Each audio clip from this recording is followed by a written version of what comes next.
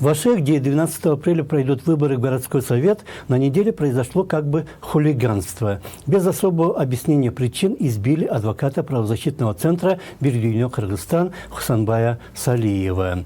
Вполне возможно, что дело так и будет квалифицировано как мелкое хулиганство, но сама позиция правозащитного центра и его взаимоотношения с милицией и судами говорят, что те имеют на правозащитников зуб.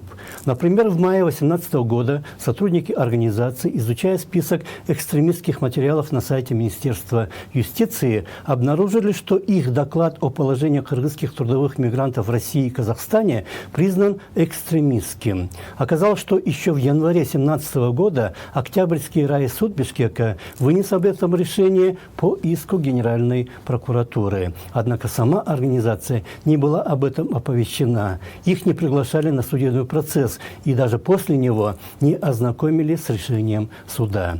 Доклад был подготовлен в сотрудничестве с Российским правозащитным центром «Мемориал», который тоже находится под прицелом российских властей. И именно тогда, в 2015 году, произошел и обыск в Волжском филиале центра, и опять же по подозрению в экстремизме. По словам директора «Бирюльнё-Кыргызстан» Туликан Исмаиловой, такие вещи в обществе происходят потому, что другие, нарушающие порядок и закон, остаются без наказания.